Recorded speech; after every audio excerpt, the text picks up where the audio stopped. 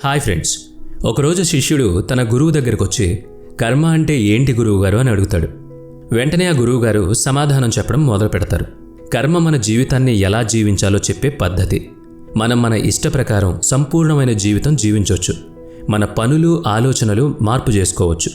ఏ మనిషి అయినా ఏ దశలోనైనా కర్మలు చేయకుండా ఉండలేడు. అంటే ప్రతి నిమిషం మనిషి కర్మలు చేస్తున్నాడు. మనం 4 రకాలుగా కర్మలు చేస్తూ ఉంటాం. అందులో మొదటిది ఆలోచనల ద్వారా, రెండవది మాటల ద్వారా, మూడవది ఆలోచనల ద్వారా, నాలుగవది మన మాటల మీద ఇతరులు చేయడం ద్వారా. అంటే మనం ఆలోచించినవి, మాట్లాడినవి, చేసినవి, చేయించినవి, ఇలా ఈ పనులన్నీ కర్మలే. వాటికి మనమే బాధ్యులం. మనం లేవడం, పడుకోవడం, మాట్లాడడం, తినడం, ఇలా అన్నీ కూడా కర్మల్లో భాగంగానే ఉంటాయి. ముందుగా నువ్వు తెలుసుకోవాల్సిన విషయం ఏంటంటే, ఈ విశ్వంలో ఉన్నదంతా ఒక శక్తి.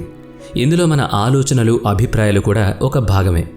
మన ఆలోచనలు, అభిప్రాయాలు, పనుల ద్వారా ఆ శక్తిని బయటికి పంపితే నష్టమే ఉండదు. తిరిగి అది ఏదో ఒక రూపంలో మనకే చేరుతుంది. ఇది సకారాత్మకంగా ఉంటే వాటి పరిణామాలు సకారాత్మకంగా ఉంటాయి. అలా కాకుండా అది నకారాత్మకంగా ఉంటే ఆ పరిణామాలు కూడా నకారాత్మకంగా ఉంటాయి. జీవితంలో కర్మ సిద్ధాంతాన్ని గుర్తుంచుకుంటే ఏ పనులు ఎప్పుడు ఎందుకు చేయాలో, ఎందుకు చేయకూడదో ఒక జాగరూకతతో ఉంటాం. అందుకే ఈరోజు నీకు కర్మ సిద్ధాంతానికి సంబంధించిన 12 సూత్రాల గురించి చెప్తాను. వీటిని విన్నాక కర్మ సిద్ధాంతం ఎలా పనిచేస్తుందో నువ్వు తెలుసుకుంటావు. జీవితంలో మంచి కర్మలు ఎలా చేయాలో అర్థమవుతుందని చెప్పి గురువుగారు చెప్పడం మొదలుపెట్టారు. అందులో మొదటిది, మన ఆలోచనలు, మన పనులు తిరిగి మనకు చేరతాయి. అది మంచి కానీ చెడు కానీ ఏదైనా సరే చివరికి అది మనకే చేరుతుంది. మనం చేసే మంచి పనుల నుంచి తప్పించుకోలేం, చెడు పనుల నుంచి తప్పించుకోలేం. 2 పరిణామాలను మనం అనుభవించి తీరాల్సిందే. జీవితంలో ఏదైతే సాధించాలనుకుంటావో ముందుగా దాన్ని అనుభూతి చెందు. ప్రేమ కావాలంటే ప్రేమతో నిండి ఉండాలి. గౌరవం పొందాలంటే నిన్ను నువ్వు గౌరవించుకో. ఏది కావాలనుకుంటే ముందు వాటిని స్వయంగా సాధించేందుకు ప్రయత్నించు. ఆ ప్రయత్నంతో సహజంగానే అవి నీ దగ్గరకు చేరతాయి. ఏం చేస్తే అదే అనుభవిస్తావని ఇక్కడ ఉద్దేశం. ఇక రెండవది, కర్మలు వాటంతటా అవే జరగవు. అవి జరిగేలాగా మన చర్యలుండాలి. డబ్బులు, కీర్తి ఏది సంపాదించాలన్నా సరే వాటి కోసం కష్టపడాల్సి ఉంటుంది. జీవితంలో సంతోషాలు, మంచి విషయాలు వాటంతటా అవి మన దగ్గరికి చేరవు. వాటి కోసం మంచి పనులు చేయాలి, కష్టపడాలి. ఏదో మిరకిల్ జరిగి మనం కోరుకున్నవి మన చెంతకు చేరతాయని ఆశపడడం తప్పు. అందుకోసం చేయాల్సిన పనులు మొదలు పెట్టడమే ఉత్తమమైన మార్గం. ఇక మూడవది, ఒక విషయానికి సంబంధించిన వాస్తవాన్ని తెలుసుకోకుండా వాటిని అంగీకరించలేం. ఒక మనిషి మద్యం అలవాటును వదిలేయాలి అనుకుంటే తానొక తాగుబోతుననే విషయాన్ని ముందుగా అంగీకరించాలి. అప్పుడే ఆ అలవాటును వదిలించుకోవడానికి గట్టి చర్యలు తీసుకుంటాడు. అందుకే మన జీవితానికి సంబంధించిన ఆ వాస్తవాన్ని అంగీకరించి తీరాలి.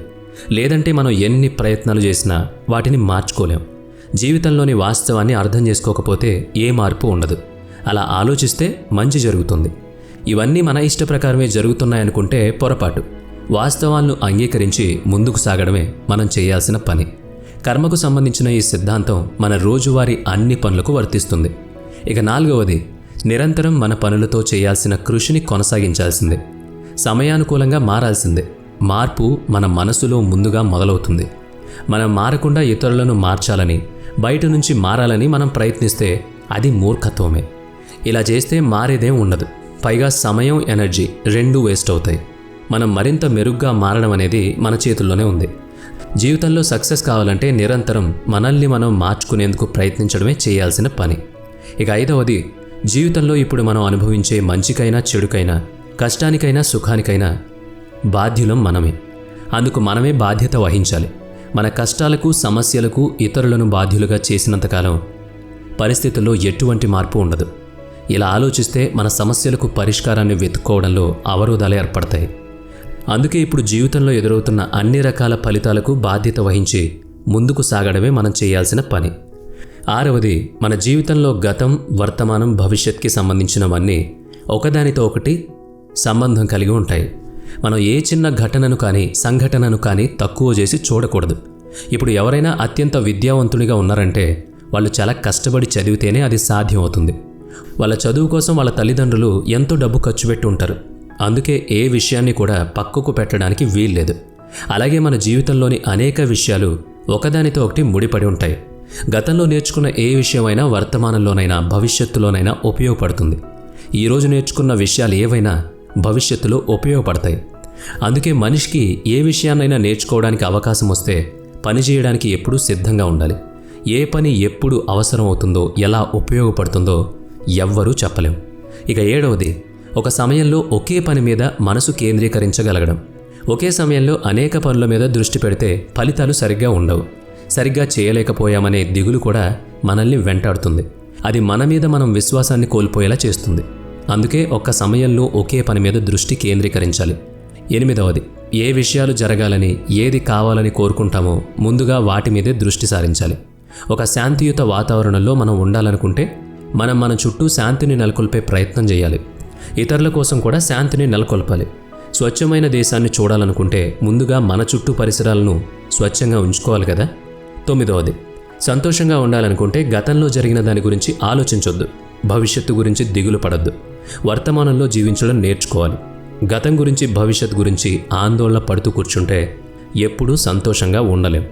ఇక 10వది, ఒక పనిని పదే పదే ఒక పద్ధతిలో చేసుకుంటూ కొత్త ఫలితాల కోసం ఎదురు చూడడం మూర్ఖత్వం అవుతుంది. అందుకని మన తప్పులతోనే కాదు, ఇతరుల తప్పుల నుంచి కూడా గుణపాఠం నేర్చుకోవాలి. అప్పుడే మన పనిలో మార్పు కనిపిస్తుంది. పెద్ద ఫలితాలు సాధించడానికి టైం పడుతుంది. అందుకని నిరంతరం పరిశ్రమించడం అవసరం. అందుకోసం మనల్ని మనం సిద్ధం చేసుకోవాలి. 11, హడావిడి పనులు మనకు సరైన ఫలితాలను ఇవ్వవు. ధైర్యంగా ముందుకు సాగడమే సరైన పద్ధతి. 12, ఈ ప్రపంచంలో ప్రతి ఒక్కళ్ళు ప్రత్యేకమైన వాళ్ళే. ప్రతి ఒక్కరిలో ఏదో ఒక ప్రత్యేకత ఉంటుంది. అందుకే ఇతరులతో పోల్చుకుని మనల్ని మనం తక్కువ అంచనా వేసుకోకూడదు. ఇవన్నీ చెప్పి గురువు మౌనంగా ఉండిపోతాడు. శిష్యుడికి విషయం అర్థమై అక్కడి నుంచి వెళ్ళిపోతాడు. మరి ఈ వీడియో మీకు కూడా నచ్చినట్లయితే లైక్ చేయండి, షేర్ చేయండి. ఇప్పటి వరకు మన ఛానల్ని సబ్స్క్రైబ్ చేసుకున్నట్లయితే సబ్స్క్రైబ్ చేసుకొని బెల్ ఐకాన్ మీద క్లిక్ చేయండి. నెక్స్ట్ వీడియోలో మళ్ళీ కలుద్దాం. Thanks for watching.